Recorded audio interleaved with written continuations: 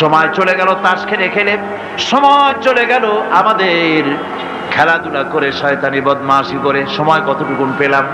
কিয়ামতের দিন, বিচারের দিনটা যেটা হবে, আল্লাহ রাব্বুল আলামিন বলেন বিচারের দিনটাই লম্বা হবে 50 আলফা সানা মিম্মা তাউদ্দুন।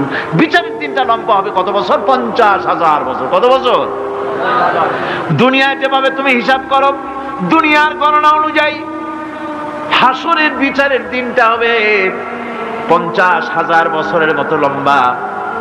এক কিতাবে দেখেছি, তিনি লিখেছেন হিসাব করে কিয়ামতের ওই দিনটার হিসাবে 50,000 বছর একটা দিন লম্বা।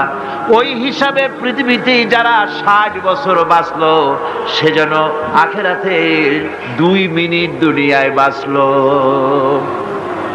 চিন্তা করেছে? মাত্র 2 মিনিট। 60 বছর যারা হায়াত পেল, 2 মিনিট বাঁচলো। এই 2 মিনিটের জন্য কত হাঙ্গামা, কত মারধর, কত সন্ত্রাস, ক্ষমতার জন্য লড়াই, ধ্যান করেনগে ত্যান করেনগে, লাঠি কে আন্দার মুগুর ভরেনগে, শক্তির ঠেলায় অস্থির। আমার বন্ধুগণ, সময় চলে যাচ্ছে স্রোতের মতো করে, কারোর জন্য সময় অপেক্ষা করতেছে না। আমাদের মৃত্যু প্রতি মুহূর্তে কাছে চলে আসতেছে। এই জন্য শায়ের বলেছেন, আগাহ আপনি মৌত সে কোই বাশার নেহি, আগাহ আপনি মৌত সে कोई बशर नहीं, सामा सो बरस के हैं पल की खबर नहीं। মৃত্যু সম্পর্কে আমাদের কারো জানা নাই। যে কোনো মুহূর্তে মৃত্যু আমাদের কাছে এসে যেতে পারে, মৃত্যু সম্পর্কে কিছুই জানা নাই। অথচ প্রতি মুহূর্তে আমরা মৃত্যুর দিকে এগিয়ে চলছি। মাল সামান 100 বছর কি ধরে খাবো তাও জমা করে রেখেছি, কিন্তু এক মুহূর্তের খবর নাই। মাহফিলে এসেছি, বাড়ি যেতে পারবো নিশ্চয়তা নাই। আছে? বলেন আছে? আপনি বাড়ি যাও ভালো, বসেছেন, দাঁড়াতে পারবেন, এই নিশ্চয়তা আছে? নাই। সুতরাং সুরাটের যে সময়ের উপরে কসম করে মূলত সময়ের অপরিসীম গুরুত্ব সম্পর্কে আল্লাহ পাক মানুষকে বুঝাই দিতেছেন। সময়ের দাম দাও। আমাদের সময় চলে যায় গান শুনতে শুনতে, আশ্চর্য মলম বিক্রি করা দেখতে দেখতে, তাস পাশা খেলতে খেলতে সময় চলে যায়, কেউ খেয়াল করে না। সময় বলতে অতীত কালও হতে পারে, আবার বর্তমানও হতে পারে। আর বর্তমান কাল কোনো কালই না। বর্তমান কাল কোনো কাল নয়। প্রতি মুহূর্তে ভবিষ্যৎ এসে বর্তমান হয়, আর প্রতি মুহূর্তে বর্তমান কি হয়? অতীত হয়ে যায়। বর্তমান কাল বলে কোনো কাল নেই। প্রতি মুহূর্তে অতীত হয়ে যাচ্ছে। এই যে আমি মাহফিলে বসছিলাম প্রথম এসে, ওইটা কি এখনো বর্তমান আছে? এই যে বর্তমান কথা বলছি, এটাও অতীত হয়ে যাচ্ছে। সুতরাং বর্তমান কাল নাই। আল্লাহ পাক ওয়াল আসরের সময়ের কসম করে বলছেন। যদি আমরা চিন্তা ভাবনা করি, তাহলে আমরা লক্ষ্য করব আমাদের আসল মূলধন সময়। আসল মূলধন কি? জীবনের আসল মূলধন কি? সময়ের দিকে লক্ষ্য রাখতে বলা হয়েছে। যেই জাতি, লক্ষ্য করুন, যে জাতি দৈনিক 5 বার টাইমলি, অক্ত মতো, সময় মতো নামাজ আদায় করতে হয়, দুর্ভাগ্যজনক সত্য, সেই জাতির কাছে সময়ের কোনো দাম নাই। সময়ের দাম নাই। 9টার গাড়ি কয়টা আসবে? 9টার গাড়ি কয়টা আসবে? একদিন দেখা গেল সত্যি 9টার সময় এসে গেছে। যাত্রীরা বলছে মাশাআল্লাহ, অন্তত একটা দিন তো 9টার সময় আসলো। স্টেশন মাস্টার বলছে না, খুশি হওয়ার কারণ নাই, আজকের না, এটা গতকালকেরটা। আমার আমেরিকার সফরের সময়, যে বাড়িতে আমি আমেরিকায় থাকি, কুইন্স এলাকায়, নিউ ইয়র্ক সিটিতে, সে বাড়িওয়ালা চাকরি করে। সে আমাকে বলল 10টি বছর আমি একটা ট্রেনে যাতায়াত করি। সে বলছে রাত 3:45 ট্রেনটা আসে, ওই ট্রেনে চড়ে সে তার কর্মস্থলে যায়। বলল 10টা বছর আমি এখানে আছি, 10 বছরের ভিতরে এই ট্রেনটা 1 মিনিটের জন্য এদিক ওদিক করলো না, ঠিক 3:45 এসে হাজির হয়ে গেছে। ঝড় হোক, বৃষ্টি হোক, স্নো পড়ুক, বরফ পড়ুক, টাইমলি চলতেছে। দুনিয়ায় ভিন্ন জাতিরা যে উন্নতি করে তার পেছনে সময়ের জ্ঞান তাদের অনেক বেশি আমাদের থেকে, কথা ঠিক কিনা? আমাদের সময় জ্ঞান নাই, সময়ের কোনো মূল্য আমরা দেই না।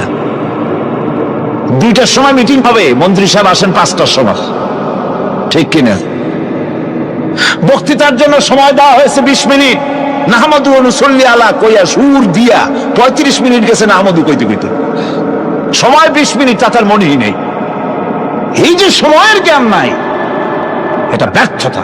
নামাজ মানুষকে সময়ের জ্ঞান শিখায়, কোন আলহামদুলিল্লাহ।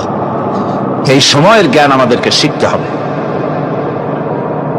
এবার আমি আপনাদের সামনে বলতে চাই, আল্লাহর নবী জনাবে মুহাম্মদ রাসূলুল্লাহ সাল্লাল্লাহু আলাইহি ওয়াসাল্লাম নামাজের ব্যাপারে কি বলছেন। এতক্ষণ তো আল্লাহর কথা শোনালাম, কার কথা শোনাইস? আমার আল্লাহর নবী বলেন, নবীকে প্রশ্ন করা হলো, ইয়া রাসূলুল্লাহ আইয়ু শাইইন আহাব্বু ইনদাল্লাহি ফিল ইসলাম, ইসলামের মধ্যে আল্লাহর কাছে কোন জিনিসটা বেশি প্রিয়? আল্লাহর কাছে ইসলামের কোন জিনিসটা বেশি প্রিয়? হুজুর বললেন, as-salatu li waqtiha, মান তারাকা সালাতান ফালা দীনা লাহু ওয়াস-সালাতু ইমাদুদ্দিন। আল্লাহর কাছে সবচাইতে বেশি প্রিয় হচ্ছে নামাজ। সবচাইতে প্রিয় কি? নামাজ। ওয়াক্ত মতো নামাজ আদায় করা আল্লাহ পাকের বেশি প্রিয়। আর এই নামাজ হচ্ছে দ্বীনের খুঁটি। এটা দ্বীনের কি? খুঁটি। এই যে খুঁটিগুলো আছে, খুঁটিগুলো ফালাই দিলে তারপর আপনার এই প্যান্ডেল থাকবে? থাকবে না। বিল্ডিং এর পিলার ভেঙে দেন, বিল্ডিং টিকবে? ঘরের খুঁটিগুলি উড়াই ফেলেন, ঘর টিকবে? টিকবে না। দ্বীনের খুঁটি হচ্ছে নামাজ। লা দীনা লিমান লা সালাতা লাহু, যার কাছে দ্বীন নাই, যার কাছে নামাজ নাই, তার কাছে কি নাই? দ্বীন নাই, ঈমান নাই। আল্লাহর নবী বলেছেন, ওয়ান জাবির রাদিয়াল্লাহু তাআলা আনহু قال قال رسول الله صلى الله عليه وسلم بين العبد وبين الكفر ترك الصلاة। আল্লাহ পাকের নবী বলেন, আল্লাহর বান্দার মুমিন, আল্লাহর বান্দার কাফের, দুইজনের মধ্যে পার্থক্য হলো, যে ব্যক্তি নামাজ পড়ে সে আল্লাহর গোলাম, যে নামাজ পড়ে না সে কাফের হয়ে গেল। যে নামাজ পড়লো না সে কাফের হয়ে গেল। মান তারাকা সালাতান মুতাআম্মিদান ফাকাদ কাফারা, যে ব্যক্তি ইচ্ছে করে নামাজ ছেড়ে দিল সে কাফের হয়ে গেল। বলেন নাউযুবিল্লাহি মিন যালিক। এই জন্য নামাজ আদায় করা বাধ্যতামূলক প্রত্যেকটি মুসলমানের জন্য।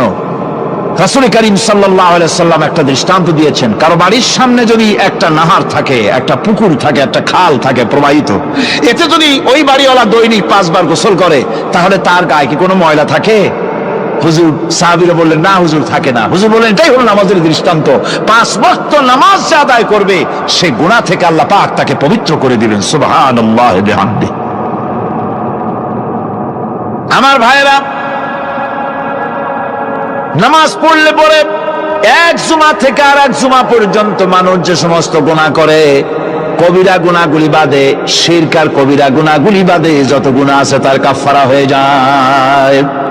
নামাজ যে সঠিকভাবে আদায় করবে, এই নামাজটা একটা কঠিন কাজ। নামাজটা কি কাজ? কে বলতেছেন কথা? আল্লাহ পাক। ওয়া ইন্নাহা লাকাবীরাতুন ইল্লা আলাল খাশিঈন। নামাজ একটা ভারী জিনিস, একটা কঠিন জিনিস। কাদের জন্য কঠিন নয়? যারা নাকি আল্লাহ পাককে ভয় করে।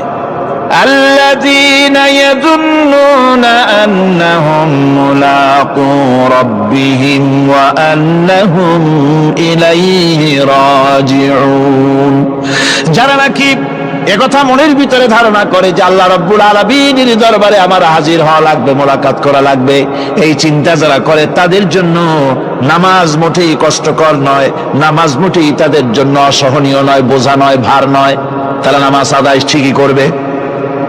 এই জন্যে বিবি বাল বাচ্চা সকলকে নামাজের জন্য তাগিদ করতে হবে। যত ভাই এখানে এসেছেন নিজেরা পড়বেন, বিবি বাল বাচ্চাকে তাকিদ করবেন। আল্লাহ পাক বলছেন, ওয়া আনজির আশীরাতাকাল আকরাবিন, তোমার নিকটবর্তী যারা আছে তাদেরকে তুমি আল্লাহর ভয় দেখাও।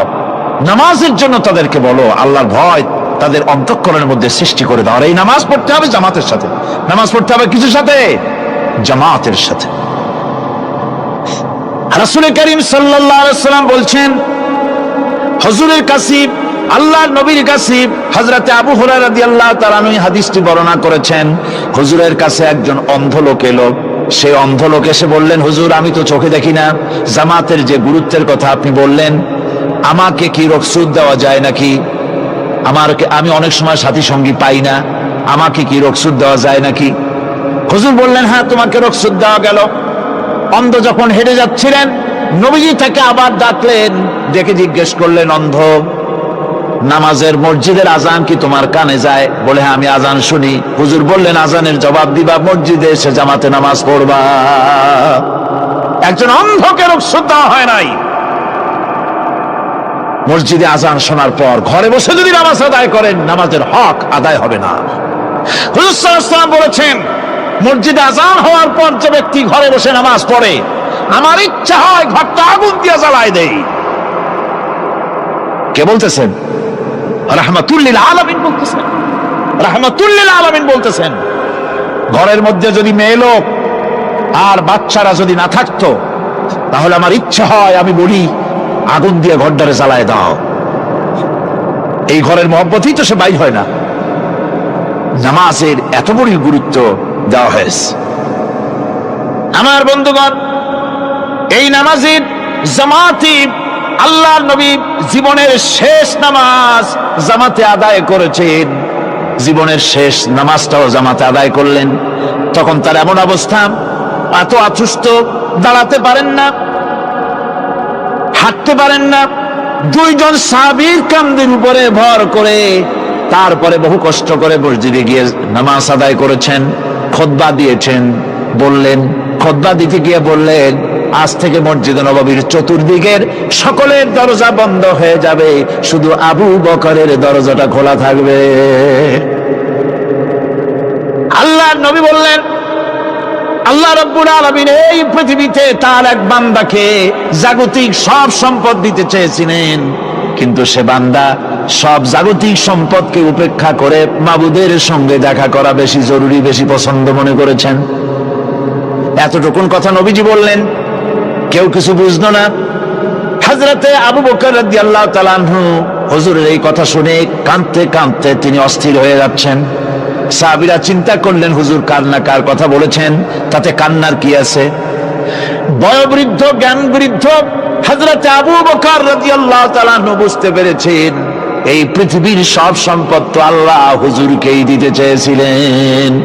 তিনি সমস্ত সম্পদকে উপেক্ষা করে তার মাবুদের সঙ্গে দেখা করার জন্য প্রস্তুতি নিয়েছেন। তার মানে হলো আল্লাহ নবী বিদায় হয়ে যাবেন, আমরা নবী থেকে এতিম হয়ে যাব। নবীজি ঘরের মধ্যে প্রবেশ করলেন, প্রচন্ড জ্বর এলো। এই প্রচন্ড জ্বর নিয়ে তিনি শুয়ে আছেন, কখনো বেহুশ কখনো হুশ। এর মধ্যে সারা আজান হয়ে গেল। সাহাবীরা বহুক্ষণ অপেক্ষা করে হযরত আবু বকরের ইমামতিতে নামাজ শুরু করলেন। হুজুরের হুশ এলো, প্রশ্ন করলেন, আয়েশা রে, এখন কোন সময়? হযরত আয়েশা বলেন, ইয়া রাসূলুল্লাহি, মসজিদে নববীতে নামাজ শুরু হয়ে গেছে। সাহাবীরা অনেকক্ষণ অপেক্ষা করে আমার বাবার ইমামতিতে নামাজ পড়তেছে সবাই, কিন্তু সাহাবীরা কেঁদে কেঁদে নামাজের মধ্যে কাঁদতে কাঁদতে অস্থির হয়ে যাচ্ছে। তাদের মনের ধারণা হয়েছে নবীজির পেছনে নামাজ পড়ার কিসমত থেকে তারা মাহরুম হয়ে গেল। নবীজি বলেন, আয়েশা দরজা খুলে দাও, আর আমার মাথাটা একটু উঁচু করে ধরো, আমি একটু নামাজের দৃশ্যটা দেখি। দরজা খুলে দেওয়া হলো, নবীজির মাথা উঁচু করে ধরা হলো। নামাজের জামাতের দৃশ্য দেখে নবীজি আবার শুয়ে পড়লেন। হযরত আয়েশা লক্ষ্য করে দেখেন নবীজির দুই চোখের কোনা দিয়া পানি পড়তেছে। মা আয়েশা জিজ্ঞেস করেন, ইয়া রাসূলুল্লাহ, নামাজের দৃশ্য দেখে চোখে কেন পানি এলো? হুজুর বলেন, আয়েশা রে, এটা কোনো দুঃখের পানি নয়, এটা তৃপ্তির পানি। এই যে জামাত নামাজ পড়তেছে লোকেরা, এই জামাত কায়েমের জন্য তায়েফের ময়দানে অনেক রক্ত আমার ঝরেছে। উহুদের ময়দানে দান্দার মোবারক শহীদ হয়েছে, সাহাবায়ে কেরাম জীবন দিয়েছে। এই যে জামাত আমি দেখতে পেলাম, ভবিষ্যতের একটা ছবি যেন চোখে ধরা পড়লো। আমার মনে হলো কিয়ামত পর্যন্ত এই পৃথিবীতে আমার যত উম্মত আসবে তারা এইভাবে করে জামাতে নামাজ আদায় করবে। নবীজি মাথার কাছে মালাকুল মউত যখন এসে গেছেন, আমার ভাইরা, এই পৃথিবীতে যত নবীরা এসেছিলেন মৃত্যুর সময় সমস্ত নবীরা শেষ কথা যেটা বলেছেন, হাদিস, সমস্ত নবীরা উম্মতের জন্য মৃত্যুর মুহূর্তে শেষ কথা যেটা বলেছেন সেটা হলো আসসালাত, আসসালাত, নামাজ, নামাজ। আমার নবী যখন বিদায় হয়ে যান, বিদায় মুহূর্তে মেয়ের কথা বললেন না, কলিজার টুকরা নাতির কথা বললেন না, জামাইয়ের কথা বললেন না, স্ত্রীর কথা বললেন না, মৃত্যুর সময় শেষ কথা বললেন আসসালাত, আসসালাত ওয়া মা মালাকাত আইমানুকুম, নামাজ, নামাজ, আমার উম্মতেরা নামাজ, আমার উম্মতেরা নামাজ ছেড়ে দিও না, নামাজ। যে নবী উম্মতের জন্য এত কাঁদলেন, নামাজের জন্য এত কথা বলে গেলেন, আল্লাহ রাব্বুল আলামিন নামাজের জন্য এত নির্দেশ করলেন, নবীজি ইন্তেকালের সময় নামাজের কথা বলে দিলেন, সেই মুসলমান আজ নামাজ আদায় করে না, নামাজ পড়ে তো নামাজ শুদ্ধ হয় না। হযরত হুযায়ফা রাদিয়াল্লাহু তাআলা আনহু তিনি একবার ইয়েমেন সফর করেছিলেন, এক মসজিদে নামাজ পড়লেন, একজনকে তিনি নামাজ পড়তে দেখলেন, নামাজ পড়তে দেখে তিনি অপেক্ষা করলেন, লোকটার নামাজ হয়ে যাওয়ার পর তিনি প্রশ্ন করলেন, আল্লাহর বান্দা, তুমি কতদিন এরকমের নামাজ পড়তেছো? তিনি বললেন, প্রায় 40 বছর তো হবে আমি এরকম নামাজ পড়তেছি। হযরত হুযায়ফা বলেন, তুমি কি আমারে চেনো? কয়, না, চিনি না। হযরত হুযায়ফা বললেন, আল্লাহর বান্দা শোনো, আমি হচ্ছি আল্লাহর নবী মুহাম্মদুর রাসূলুল্লাহ সাল্লাল্লাহু আলাইহি ওয়াসাল্লামের সাহাবী হুযায়ফা। ও আল্লাহর বান্দা, তুমি যেভাবে নামাজ পড়েছো এইরকম যদি 40 বছর নামাজ পড়ে থাকো, আল্লাহর কসম করে বলি, নবীজি যে নামাজ শিখাইছেন তোমার সে নামাজ হয় নাই, রাসূলুল্লাহ নামাজ হয় নাই। নামাজ পড়লেই হবে না, রাসূলুল্লাহ বলেছেন, সাল্লু কামা রাআইতুমুনি উসাল্লি, নামাজ পড়ো সেইভাবে যেভাবে আমারে পড়তে দেখো। বিশ্বাস করুন ভাইরা, নামাজ যদি না হয়, হরতাল করিয়া, মিছিল করিয়া, বিক্ষোভ করিয়া, যে কোনো আন্দোলন করে ইসলামকে বিজয়ী করা যাবে না যতক্ষণ পর্যন্ত নামাজ সহি না হবে।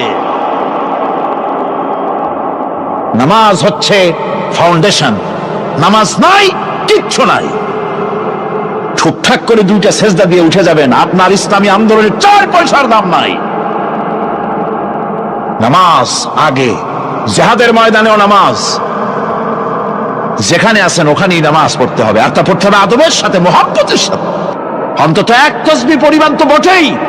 যদি তা না হয়, রুকুর থেকে দাঁড়ালেন, সেজদায় চলে গেলেন, ওয়াজিব তরক হলো, সেজদা দিলেন না, নামাজ ফাসেদ হয়ে গেল, নষ্ট হয়ে গেল নামাজ। এটা পাগলামি না, নামাজ সহিভাবে আদায় করতে হবে। নামাজ থেকে দাঁড়াবেন, রুকুর থেকে দাঁড়ায় গেলেন, বলবেন রব্বানা লাকাল হামদ, কোন রব্বানা লাকাল হামদ হামদান কাসীরান তাইয়িবান মুবারাকান ফিহি। একজন সাহাবী এই দোয়াটা পড়ছিলেন। নামাজ শেষ করে আল্লাহর নবী প্রশ্ন করলেন, নামাজের ভিতরে অতিরিক্ত এই কথাগুলি কে বলেছো? সাহাবী ভয় পেয়ে গেলেন, ভয় ভয় তিনি বললেন, হুজুর আমি বলেছি। হুজুর বললেন, তুমি জানো না আমি নবী, তুমি নবী না, আমি যা দেখি তুমি দেখতে পাও না। তুমি যখন এই দোয়াটা পড়তেছিলে আমি লক্ষ্য করেছিলাম আল্লাহর রহমতের ফেরেশতারা প্রতিযোগিতা করতেছিল তোমার আমল নামায় কে কত বেশি নেকি লিখবে। রুকুতে দাঁড়ায়া এটা পড়বেন, সেজদায় চলে যাবেন, 2 সেজদার মাঝখানে ততক্ষণ বসে থাকবেন যতক্ষণ একটা সেজদার ভিতরে ছিলেন। পড়বেন আল্লাহুম্মা গফিরলি ওয়ারহামনি ওয়াহদিনি ওয়াআফিনি ওয়ারযুকনি। নামাজের মধ্যে দোয়া করতেছেন, আল্লাহ আমারে ক্ষমা করে দাও। এসব দোয়া সব হুজুরের। আমাকে ক্ষমা করো, আমাকে হেদায়েত দাও, আমাকে সুস্থ করো, আমাকে রহম করো, আমাকে রিজিক দাও। সুবহানাল্লাহ। নামাজের ভিতরে দোয়া কবুলের সময়, নামাজের সেজদার ভিতরে দোয়া কবুল হয়। এইভাবে করে রাসূল করিম সাল্লাল্লাহু আলাইহি ওয়াসাল্লামের নামাজটা কেমন, হাক্কানি উলামাদের কাছ থেকে জেনে নেবেন। যেহেতু হুজুর বলেছেন সাল্লু কামা রাআইতুমুনি উসাল্লি, নামাজ পড়ো সেইভাবে যেভাবে আমাকে পড়তে দেখো। নামাজের ভিতরে একাগ্রতা লাগবে, ভালোবাসা লাগবে, ভয় লাগবে, মুহাব্বত লাগবে। পরিপূর্ণ সময় নিয়ে শান্তিপূর্ণভাবে নামাজ পড়তে হবে। আর যত তাড়াহুড়া সব হচ্ছে নামাজের মধ্যে, ঠিক কিনা ভাইরা? রাসূল করিম সাল্লাল্লাহু আলাইহি ওয়াসাল্লামের যে নামাজ, হুজুর যেভাবে নামাজ পড়েছেন, হাদিসে যা পাওয়া যায়, হাদিসে বুখারীতে সব আছে, দেখে নেবেন, সেইভাবে নামাজটা আদায় করে নেবেন। কিয়ামতের দিন আল্লাহ রাব্বুল আলামিন সর্বপ্রথম বান্দাকে প্রশ্ন করবেন কি? বুখারী শরীফে এসেছে, আন আবি হুরায়রা রাদিয়াল্লাহু তাআলা قال سمعت رسول الله صلى الله عليه وسلم يقول إنما يحاسب به العبد يوم القيامة من عمله صلاته। বুখারী শরীফের হাদিস, আল্লাহ রাব্বুল আলামিনের নবী বলেন, হযরত আবু হুরায়রা হাদিস খানা বর্ণনা করেছেন, তিনি বলেন যে আমি রাসূলের মুখে শুনেছি কিয়ামতের দিন আল্লাহ রাব্বুল আলামিন সর্বপ্রথম তার বান্দার কাছে প্রশ্ন করবেন, বান্দা নামাজ আদায় করেছিলি কিনা? নামাজ সর্বপ্রথম প্রশ্ন। যেরকম সর্বপ্রথম প্রশ্নটা কি? নামাজ। এই নামাজ আপনার বাচ্চাদেরকে যখন 7 বছর বয়স হবে নামাজের হুকুম করবেন। 10 বছরে নামাজ না পড়লে প্রহার করতে বলা হয়েছে। নামাজের জন্য কড়াকড়ি করতে হবে। পুরুষ নারী মেয়েদের মাসের ভিতরে কখনো কখনো তাদের যে সমস্ত মাসলা মাসাইল আছে সেই অনুযায়ী কখনো তাদের ক্ষমা আছে, বাকি তাদের নামাজ পড়তে হবে। আর পুরুষের জন্য পাগল হয়ে যাওয়া, বেহুশ হয়ে যাওয়া ছাড়া নামাজ মাপ নাই, নামাজ পড়তেই হবে। এই যে নামাজ, যে নামাজ না হলে ঈমান থাকবে না, ঈমান নষ্ট হবে, কিয়ামতে জাহান্নামে যাওয়া লাগবে, এসব কথা শোনার পর আজকের তাফসীরুল কোরআন মাহফিলে আমরা কি ওয়াদা করতে পারি যে আমরা মালাকুল মউত যতক্ষণ পর্যন্ত আমাদের মাথার কাছে না আসবে নামাজ ছেড়ে দেব না? এই ওয়াদা কি করতে পারি? 2 হাত উঁচু করুন, বলেন ইয়া আল্লাহ, আমি তোমার নামে শপথ করছি, যতদিন মালাকুল মউত আমার মাথার কাছে না আসতেছে ততদিন পর্যন্ত ফরজ নামাজ, ফরজ রোজা ছেড়ে দেব না। ইয়া আল্লাহ, মৃত্যু পর্যন্ত আমার এই ওয়াদা পালনের তৌফিক আমাকে দান করো, আমিন। আল্লাহ পাক আমাদের এই ওয়াদা মঞ্জুর করুন, জোরে কোন আমিন। আলোচনার শেষ পর্যায়ে এখন আমরা মুনাজাতের দিকে যাব। দাঁড়ানো ভাইয়েরা সবাই বসেন, মুনাজাতের শরীক হন। আল্লাহ রাব্বুল আলামিন নামাজের জন্য আমাদেরকে দোয়া শিখাই দিয়েছেন, কোন সুবহানাল্লাহ। কে শিখাইছেন দোয়া?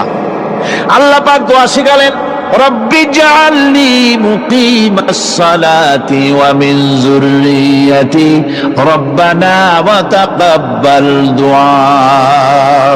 আয় আল্লাহ, আমারে, আমার বিবি বাল বাচ্চারে নামাজের উপরে প্রতিষ্ঠিত করো। আল্লাহ, তুমি দয়া করে দোয়া কবুল করো, জোরে কোন আমিন।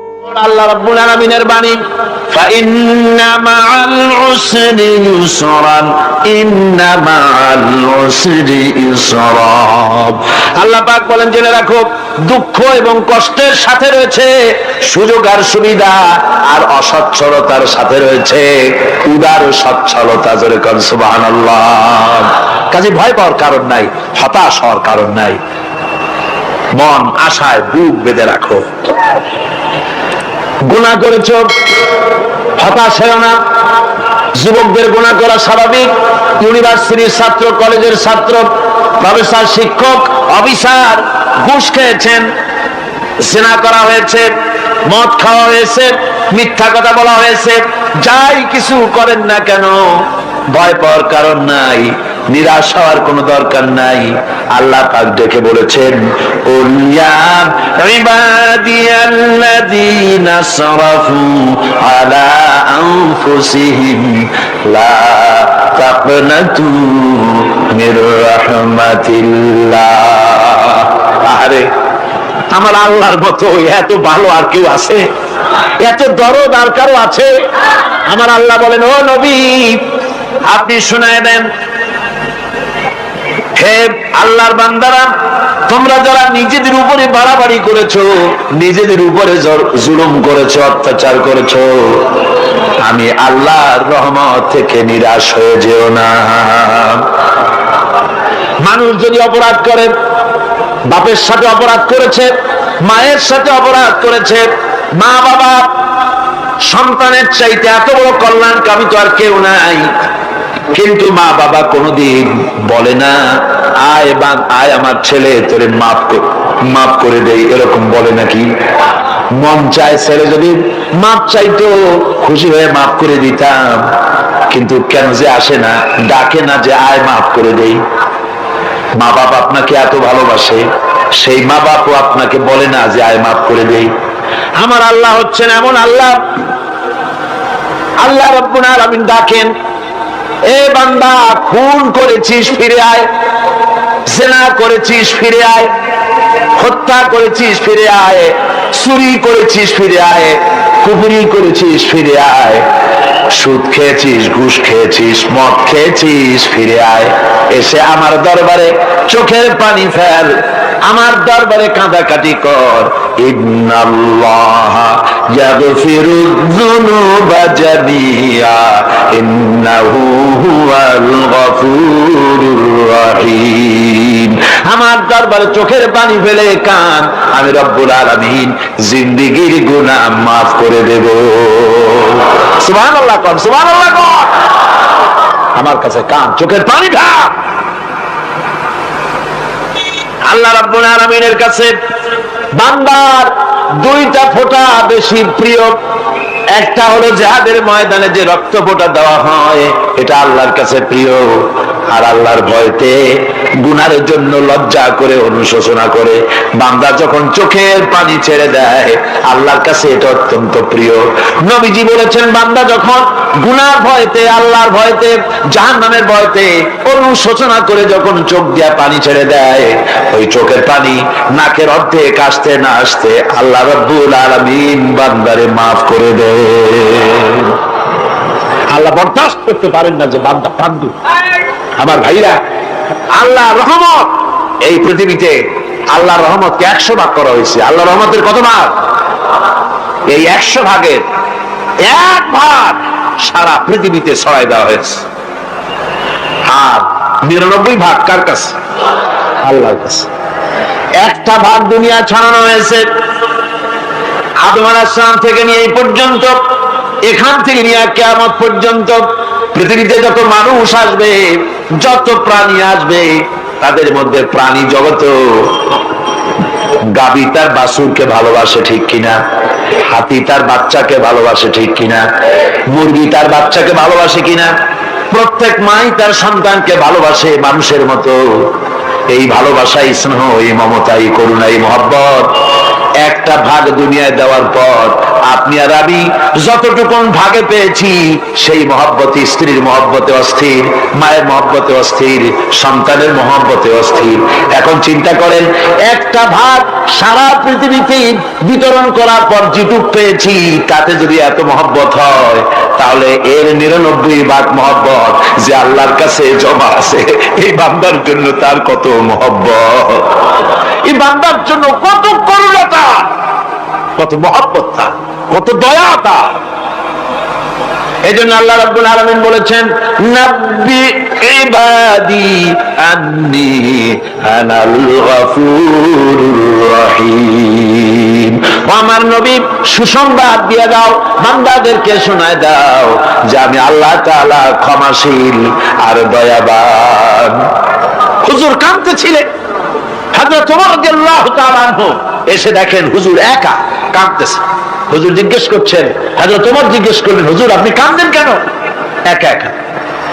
হযরত ওমর বলেন, আমি যখন প্রশ্ন করলাম, নবীজি বললেন, আমার কাছে কিছু আগে জিবরাইল এসেছিলেন, জিবরাইল এসে আমাকে বললেন, আল্লাহ পাক বলেছেন, হে আমার নবী, ইসলামের ভিতরে থেকে যে সমস্ত মানুষগুলো ইসলামের ভিতরে থেকে চুল আর দাড়ি পাকায় দিছে, কিয়ামতের দিন এই লোকগুলারে আমি শাস্তি দিতে আমার শরম হবে। হযরত ওমর বলেন, হুজুর উম্মতের জন্য কত বড় খুশ খবর এটা, আর আপনি কাঁদতেছেন। হুজুর বলেন, ওমর তুমি জানো না, আমার কান্নার কারণ ভিন্ন।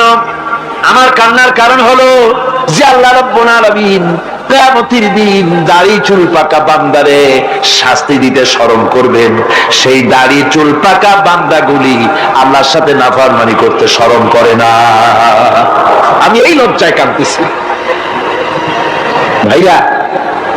হুজুর আল্লাহ পাক বলেন, ও আমার নবী, রাতের আধারে যখন একটা বুড়া আমার দরবারে হাত উঁচু করে, একটা বুড়া মানুষ রাতের আধারে যখন আমার দরবারে হাত উঁচু করে আর যখন বলতে থাকে রব্বুনা রব্বিন, আমার পেছনের জীবনটা বড় খারাপ করেছি, এমন কোন কাজ জীবনে করি নাই যা তোমার কাছে কিছু দাবি করতে পারি, সব রকমের নাফরমানি করেছি, আজ আমি বুড়া হয়ে গেছি, কামাই করতে পারি না, ছেলে আমাকে চোখে দেখতে পারে না, পুত্রবধূ আমাকে ঘরে জায়গা দেয় না, আমার স্ত্রী আমাকে দেখতে পারে না, রোজগার করতে পারি না, হাঁটতে পারি না, চলতে পারি না, সবার কাছে আমি তিতা হয়ে গেছি, আমি দাঁড়াতে পারি না, কোমরে ব্যথা পাই, হাঁটুতে ব্যথা পাই, চলতে পারি না, কানে শুনতে পাই না, চোখে দেখতে পারি না, আর তোমার কাছে কিছু চাইয়া নেব এমন ভালো কাজও করি নাই।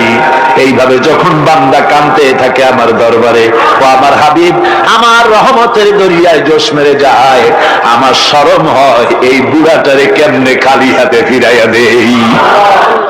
সুবহানাল্লাহ, সুবহানাল্লাহ। আমার আল্লাহর এত দয়া, আমার আল্লাহ এত মায়া, এত মহব্বত। আমার আল্লাহ রাব্বুল আলামিন বলেন, ওয়াইদা সালাকা ইবাদি আন্নি ফাইন্নী করিব।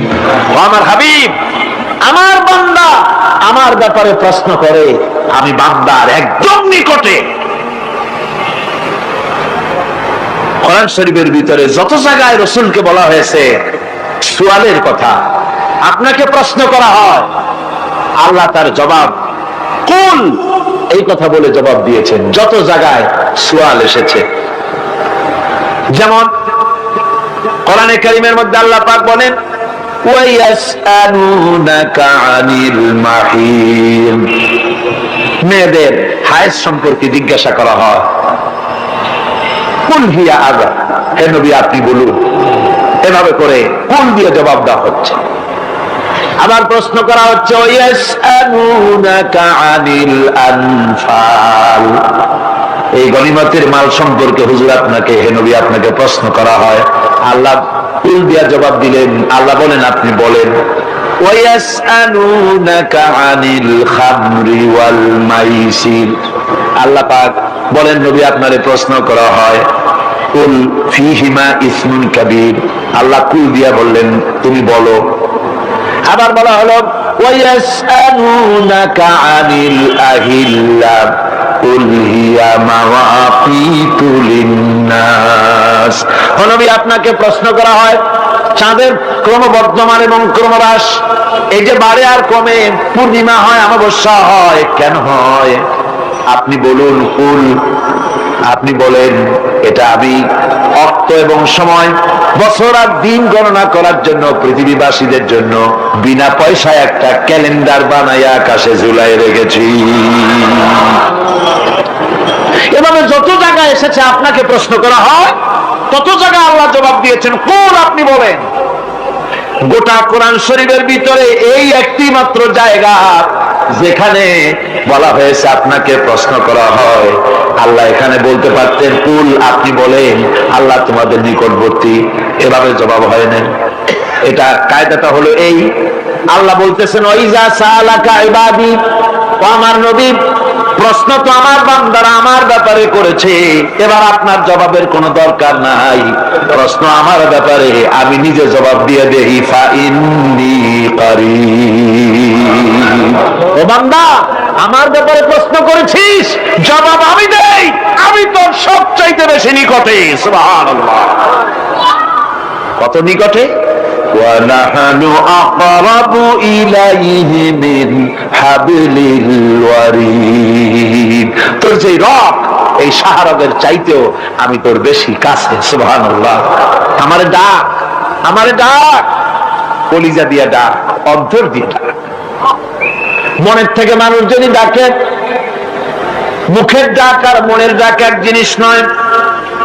দিল সে জুবান নিকলতি হ্যায় असर रखती है पर नहीं मगर ताकते परवाज रखती है। দিল থেকে যে কথা বেরোয় তা প্রভাব বিস্তার করে, ডানা নাই কিন্তু ওড়ার ক্ষমতা রাখে। মনের কথাই ভিন্ন, মন থেকে, দিল থেকে, কলিজা থেকে, অন্তরের গভীর কন্দর থেকে মুহাব্বতের সাথে কেউ যদি একবার বলে আল্লাহ, বলেন আল্লাহ আল্লাহ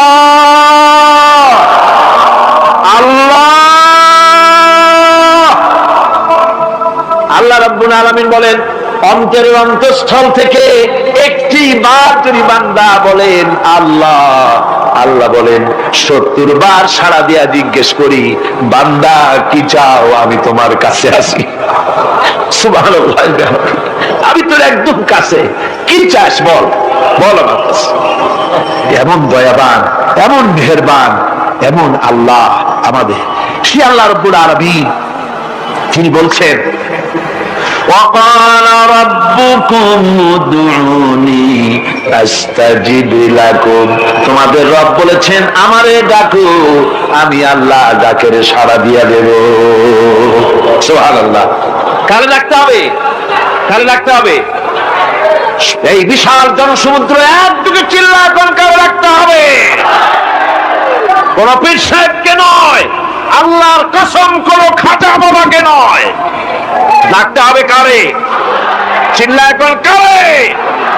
ওয়াকালা রাব্বুকুম উদউনি, তোমার রব তোমাকে বলতেছে আমারে ডাকো, আস্তাজিব লাকুম, আমারে ডাকবে আমি সাড়া দিয়ে দেব। সুবহানাল্লাহ। আল্লাহকে ডাকেন, কি চাই আপনার বলেন, কি চাই? আল্লাহর কাছে চান, আল্লাহ দিয়ে দিবে।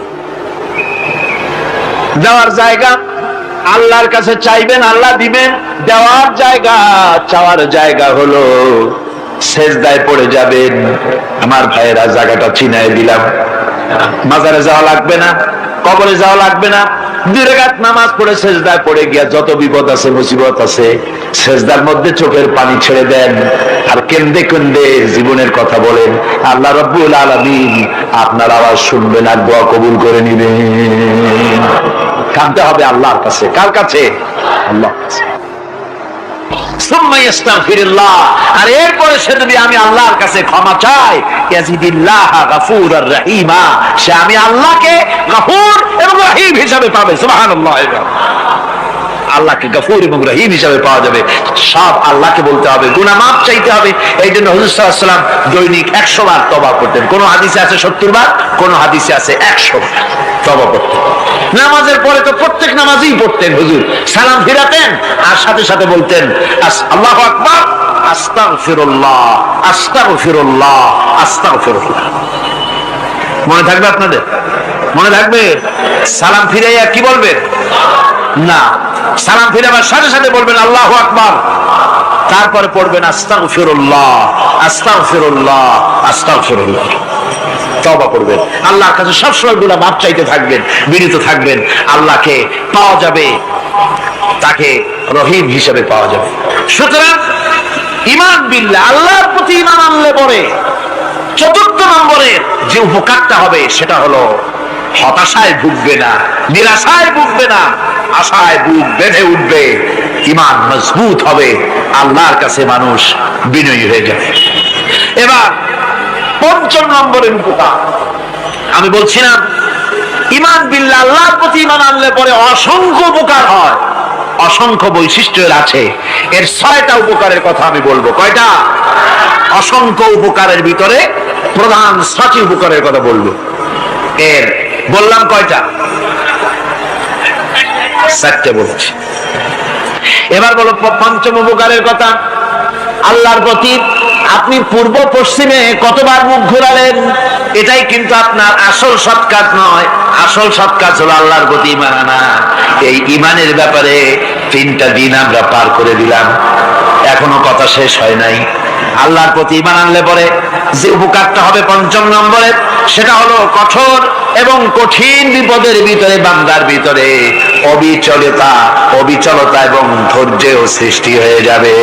আলহামদুলিল্লাহ। কঠিন বিপদ মুসিবত আসলে পরে সে অবিচল থাকবে। সারা দুনিয়ার বিপদ আপদ, শত্রুতা, দুঃখ, কষ্ট, মুসিবত, জুলুম, নির্যাতন সবকিছু পাহাড়ের মতো উঁচু হয়ে তাকে ঘিরে ফেলবে, কিন্তু তাকে এক চুলও নাড়াতে পারবে না। আলহামদুলিল্লাহ। সারা পৃথিবী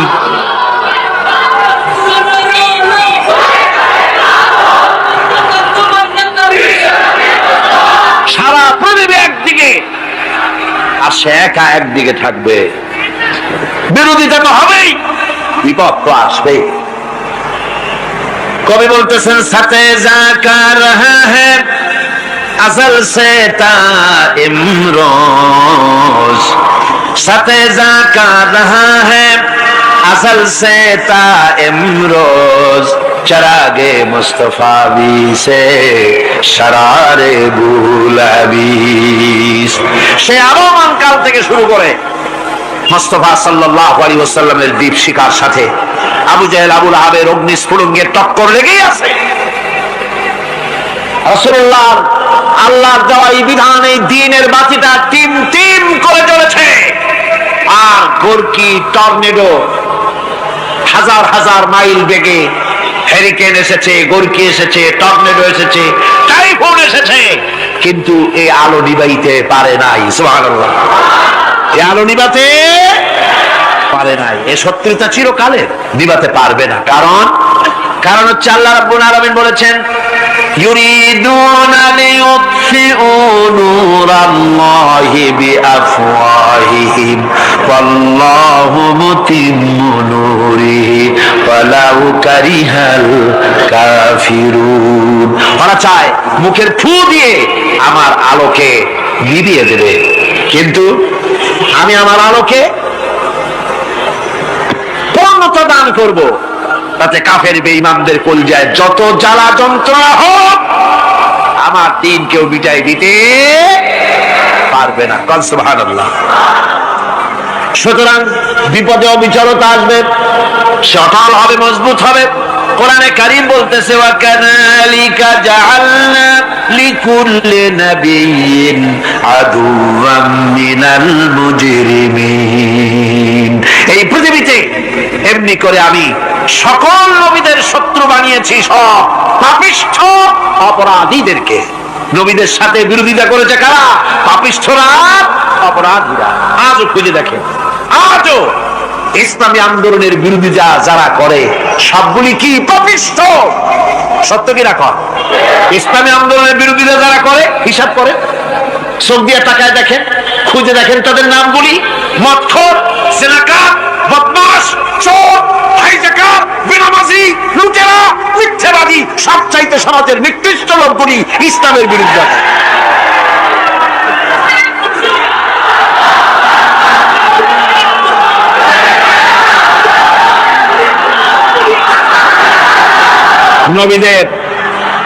নবীদের শত্রু আল্লাহ বলেন সব যুগে নবীদের সাথে শত্রুতা করেছে পাপিষ্ঠরা। আল্লাহর কথা, কার কথা? সকল যুগে নবীদের সাথে শত্রুতা করেছে পাপিষ্ঠরা, নিকৃষ্ট ধরনের অপরাধীরা। সুতরাং নবী রাসূলদের অবস্থা যখন এই, তখন দ্বীনের দাওয়াত যারাই দেবে তাদের কিসমত এরকম হবেই। এই বাধার মোকাবেলা তাদেরও করতে হবে। এই যে বাধাটা আসে, এই যে মারে, অপরাধ কি? এই যে তারা চোর বা ডাকাত যাদের মারা হয়, আল্লাহ রাব্বুল আলামিন বলেন অপরাধ হলো ওয়ামা নাকামু মিনহুম ইল্লা আইয়ুমিনু বিল্লাহিল আজিজিল হামিদ। অপরাধ হচ্ছে ঈমানদার লোকদের উপরে নির্যাতন চালিয়েছে, অন্য কোনো কারণে নয়। কারণ একটাই, তারা আল্লাহর জমিনে আল্লাহর দ্বীন প্রতিষ্ঠা করতে চেয়েছে, আর কোনো অপরাধ না। জমিন আল্লাহর, জমিন কার? এই বিশাল জনসমুদ্র গর্জে উঠুন একযোগে বলুন জমিন কার? আইন চলবে কার? এখানেই সংঘর্ষ বেঁধেছে আবহমান কাল করে। মানুষ অত্যাচারিত হয়েছে, সাহাবায়ে কেরাম অত্যাচারিত হয়েছেন। বুখারী শরীফের হাদিসে এসেছে রাসূল করিম সাল্লাল্লাহু আলাইহি ওয়াসাল্লামের কাছে হযরতে খাব্বাব গিয়ে উপস্থিত হয়েছিলেন।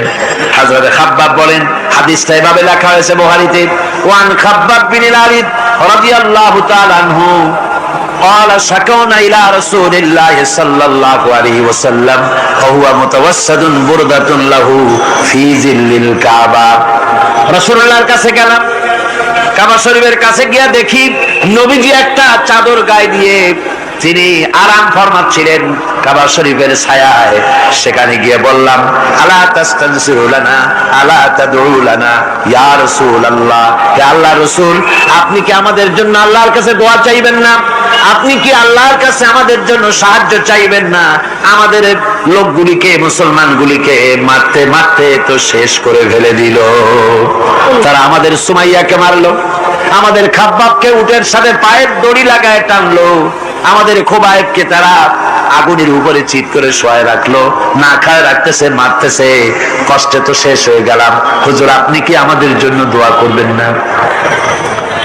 হাদিস শরীফে এসেছে নবীজি উঠে বসলেন সোজা হয়ে। নবীজি বলেন, ও আমার সাহাবী, ও খাব্বাব, শোনো, তোমাদের আগে এই পৃথিবীতে যারা দ্বীনের দাওয়াত দিতে এসেছিলেন তাদেরকে সমকালীন রাষ্ট্রশক্তি, সমাজ শক্তি তাদেরকে ধরতো। ফায়ুখাজুর রাজুল, তাদেরকে তারা ধরতো। ফায়ুফারু লাহু ফিল আরদ, আর তার জন্য জমিনের ভিতরে কবর বানাইতো। ওই কবর ফায়ুজালু ফিহা, ওই কবরের ভিতরে তাকে কোমর পর্যন্ত গেড়ে দিত। সুম্মা ইউতা বিল মানশার, এরপরে করাত আনতো। ফায়ুদাউ আলা রাসিহি, এরপরে ওই করাত তার মাথার উপরে রাখতো। ফায়ুজালু নিসফাইন, এরপরে করাত দিয়া চিরে জীবিত মানুষটারে দ্বিখণ্ডিত করে ফেলে দিত। মা ইয়াসুদ্দুহু যালিকা আন দীনিহি, ও আমার খাব্বাব, এত কষ্ট দেওয়ার পরেও সেই যুগের কোন মুসলমানকে, দ্বীনের দায়ীদেরকে আল্লাহ দ্বীন থেকে এক চুলো তারা সরাই দিতে পারে নাই, এক চুলো সরাতে পারে নাই।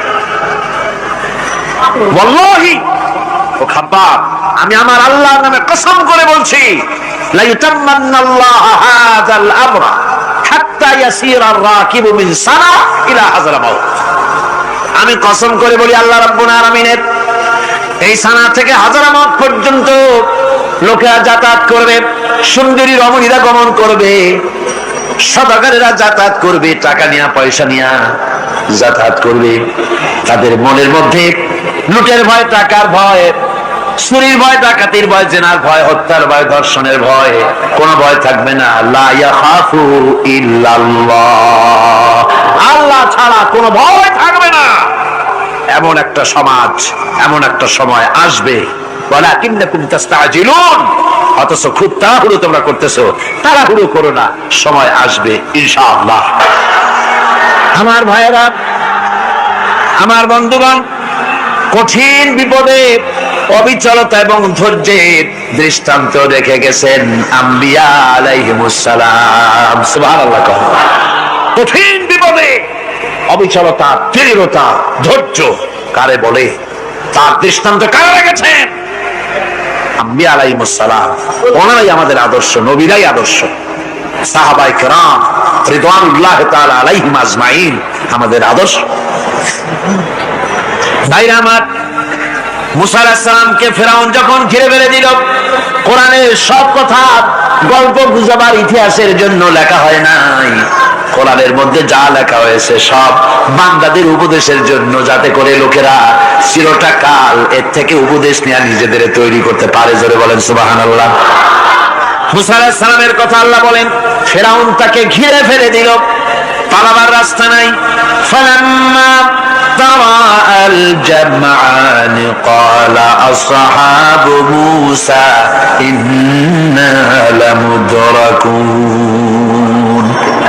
মুসা আলাইহিস সালামের উম্মতেরা বললেন, হে মুসা, পাকড়াও হয়ে গেছি, পালাবার রাস্তা নাই। তিন দিক থেকে আমাদেরকে ঘেরাও করেছে ফেরাউনের শক্তি। সামনে কি? দরিয়া, আর তিন দিকে কি? ঘেরাও আন্দোলন। পালাবার পথ নেই, পালাবার পথ নাই, সারাশি আক্রমণ। মানুষের আয়ুষ্কাল দেওয়া হয়েছে বরফ গলে যাওয়ার মতো দ্রুত সে আয়ু কমে যাচ্ছে। একে যদি নষ্ট করে ফেলা হয়, ভুল কাজে ব্যয় করা হয়, সেটাই হচ্ছে মানুষের মূল ক্ষতি। মানুষের মূল ক্ষতি। ব্যবসায় ক্ষতিগ্রস্ত হয়েছে, এটা মূল ক্ষতি নয়। স্বাস্থ্য হারাইছে, মূল ক্ষতি নয়। রাজনীতিতে ব্যর্থ হয়েছে, মূল ক্ষতি নয়। জীবনে মন্ত্রিত্ব হারাইছে, মূল ক্ষতি নয়। মূল ক্ষতি প্রতি মুহূর্তে সময় নষ্ট হচ্ছে, এটাই মূল ক্ষতি। ভাইরা, কিয়ামতের দিন জান্নাতীদের কোনো দুঃখ থাকবে না, সকলের দুঃখ থাকবে। জান্নাতীদের কোনো দুঃখ থাকবে নাকি? থাকবে, থাকবে। জান্নাতীদের মনের মধ্যে একটা দুঃখই থাকবে। ভালো করে শুনুন, জান্নাতীদের মনের মধ্যে একটা দুঃখই হবে। তারা মনে মনে চিন্তা করবেন, আফসোস করবেন, আহারে যদি দুনিয়ায় বসে অমুক সময় বাসে বসেছিলাম, আজে বাজে চিন্তা করেছি, বাড়ির ড্রয়িং রুমে একা একা বসে বসে আজে বাজে চিন্তা করেছি, অমুক অমুক সময় খেলাধুলায় কাটাইছি। এই সময়গুলিতে যদি সুবহানাল্লাহ, আলহামদুলিল্লাহ, লা ইলাহা ইল্লাল্লাহ, আল্লাহু আকবার, এই তাসবিহ যদি পড়তাম, জিকির আজকার করতাম, জান্নাতের ভিতরে আরো নিয়ামত লাভ করতে পারতাম। সময়টা তো কাজে লাগাইলাম না। মানুষের শর্ত, মুমিনের সব কাজে সওয়াব। ওয়াকুলু লিন্নাসি হুসনা, মানুষের সঙ্গে ভালো ভালো কথা কও, মানুষের সঙ্গে হাসি মুখে কথা কও। একজনের সাথে হাসি মুখে কথা বললেন, আপনার একটা সদকা দেওয়ার মতো সমান সব আমলনামায় লেখা হয়ে গেল। ভালো ভালো কাম করো। বন্ধুগণ, সময় দ্রুত গতিতে চলে যাচ্ছে, মানুষের জীবন ক্ষতিগ্রস্ত হচ্ছে। ক্ষতি থেকে বাঁচতে পারবে চারটা গুণ যার মধ্যে আছে, বাকি সব ক্ষতিগ্রস্ত হয়ে যাবে। আমার ভাইয়েরা, এই কথাগুলি বলে আল্লাহ পাক যেন এরকম একটা দৃষ্টান্ত দিলেন। আপনি যদি পরীক্ষার হলে গিয়া দেখেন, ছাত্ররা পরীক্ষা দিতেছে, পরীক্ষার জন্য নির্ধারিত সময় কতটুকুন? 3 ঘন্টা। 3 ঘন্টা। 3 ঘন্টা। আপনি গিয়ে দেখলেন কোন একজন পরীক্ষার্থী পরীক্ষা দিতে গিয়ে আর একদিকে তাকায় আছে, আকাশের তারা গুনতেছে, অথবা সে গল্প করতেছে, অথবা পরীক্ষা বাদ দিয়ে আজে বাজে কিছু লিখতেছে।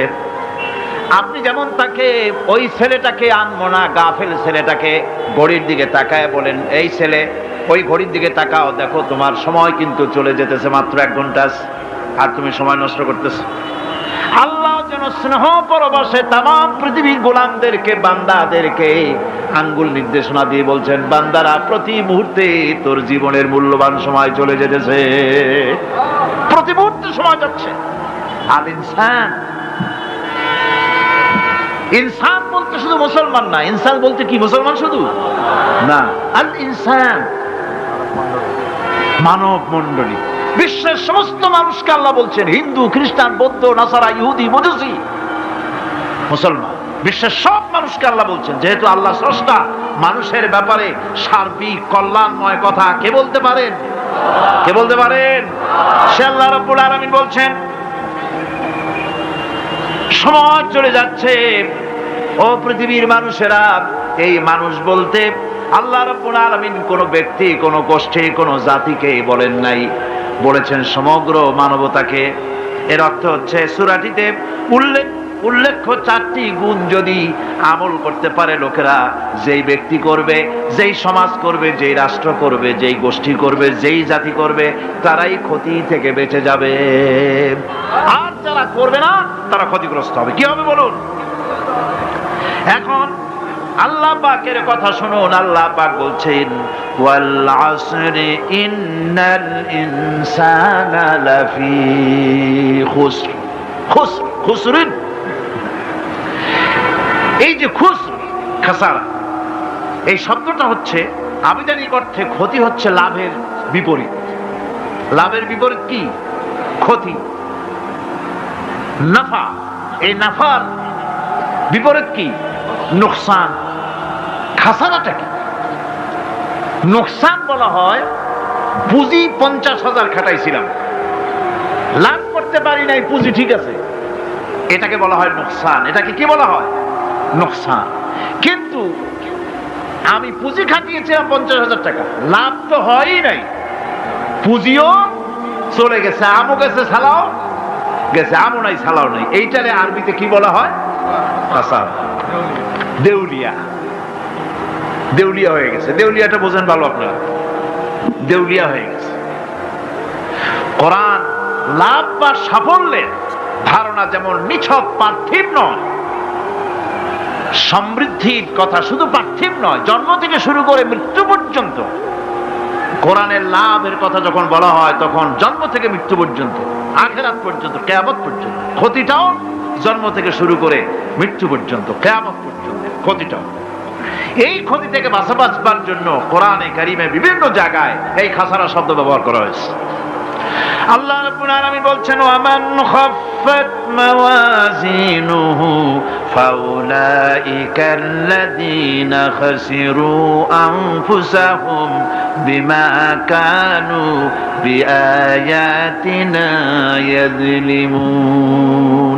যাদের পাল্লা ভারী হবে কিয়ামতে তারাই হবে সফলকাম, আর যাদের পাল্লা হালকা হবে, নেকির পাল্লা, নেকির পাল্লা যাদের হালকা হবে তারা হবে ক্ষতিগ্রস্ত। তারা নিজেদের ক্ষতি নিজেরাই ক্ষতি সাধনকারী হবে কিয়ামতের দিন। কাজে মানুষের জীবনের সমুদয় কার্যাবলীর ভালো অংশ যদি খারাপ অংশের উপরে বিজয়ী হয়, তারপরে খারাপ অংশ পাওনাদারদের দিয়ে টিয়া, এরপরে যদি নেকি কিছু বাকি থাকে তাহলে বোঝা গেল লোকটা কিয়ামতে নাজাত পাবে। আর যদি ভালো কাজের উপরে খারাপ কাজ বিজয়ী হয়ে যায় আর সমস্ত পাওনাদারদেরকে পাওনা মিটাইয়া তারপরেও পাপ বাকি থেকে যায়, এক চাইতে খাসারা পৃথিবীতে আকাশে জমিনে কিছুই আর হবে না। এর থেকে বাঁচার জন্য আল্লাহ পাক এই খাসারা থেকে বাঁচার জন্যই মানুষকে এই কথা বলছেন। এই কথাটি কোরআনে কারিমের অন্য একটি আয়াতে আরো সুন্দর করে বলা হয়েছে, যারা নাকি এই দুনিয়ার বুকে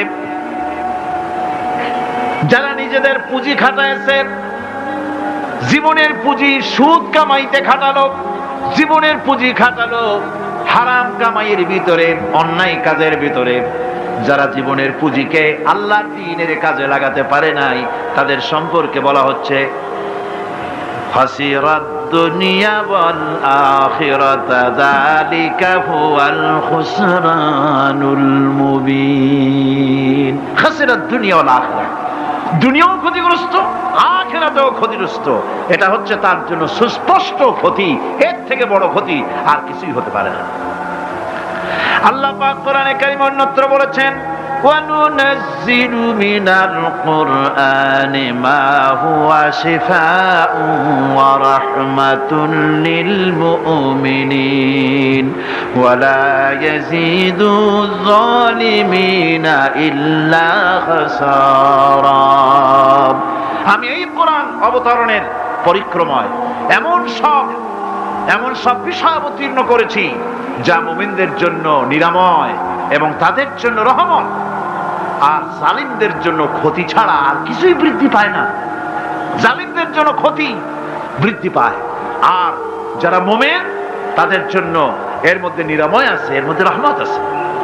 অর্থাৎ যারা এই কোরআনকে যারা নিজেদের আইনের কিতাব হিসাবে গ্রহণ করেছে, কোরআনকে তাবিজের কিতাব হিসাবে নয়, ধর্মীয় কিতাব হিসাবে নয়, কোরআন সংবিধান। কোরআন কি? কোরআনকে যারা সংবিধান হিসাবে মেনে নিয়েছে, কোরআনকে যারা সংবিধান হিসাবে গ্রহণ করলো, ব্যক্তি, পরিবার, সমাজ, রাষ্ট্রে তাদের যাবতীয় মানসিক, বুদ্ধিবৃত্তিক, নৈতিক, তামাদ্দুনিক রোগের নিরাময় হবে, এর দ্বারা শান্তি হবে। কিন্তু যেসব জালিম এই কোরআনকে প্রত্যাখ্যান করেছি, কোরআনকে যারা মৌলবাদীদের কিতাব বলে, কোরআনের কথা বললে মৌলবাদ বলে গাল দেয়, তারা তাদের কপালকে পোড়াইয়া ছাই বানাইয়া দিছে, তাদের কপাল ভস্মীভূত করে দিয়েছে। আমার দেশে, এই দেশটা কি মুসলমান বেশি না অন্য জাতি বেশি? কোন? জোরে কোন? মুসলমান সবচেয়ে। খুব লক্ষ্য করে শোনেন, এই দেশে সবচেয়ে মুসলমান বেশি, ইন্দোনেশিয়ার পরে। পৃথিবীর দ্বিতীয় বৃহত্তম মুসলিম দেশ হলো কোনটা? বাংলাদেশ। এই দেশে ইসলামরে যত গালি দেওয়া হয়েছে, কোরআনকে যত গালি দেওয়া হয়েছে, আলেমদেরকে যত গালি দেওয়া হয়েছে, রাসূলুল্লাহকে যত গালি দেওয়া হয়েছে, ইসলামী আদর্শকে যত গালি দেওয়া হয়েছে, পৃথিবীতে কোন দেশে এইভাবে ইসলামকে গালি দেওয়া কোথাও হয় না।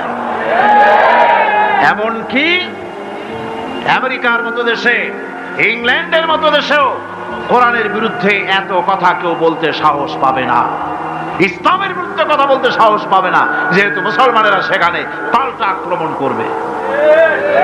আজ আমার দেশে মুসলমানের ঘরের সন্তান হইয়া ইসলামের বিরুদ্ধে তারা বক্তব্য রাখে। মৌলবাদ মৌলবাদ জিকির উঠে গেছে। আমেরিকার প্রেসিডেন্টরা যখন শপথ নেন, প্রেসিডেন্ট হিসেবে ওথ নেন, বাইবেলের উপরে হাত রাখেন আর বলেন, এই মহাগ্রন্থকে স্পর্শ করে শপথ নিচ্ছি, আমি আমার চিন্তা চেতনা, আমার মেধা, আমার প্রজ্ঞা সবটা আমার জাতি, আমার দেশকে উন্নয়নের জন্য, এর সমৃদ্ধির জন্য, এর সংরক্ষণের জন্য আমি আমার জীবনকে উৎসর্গ করব।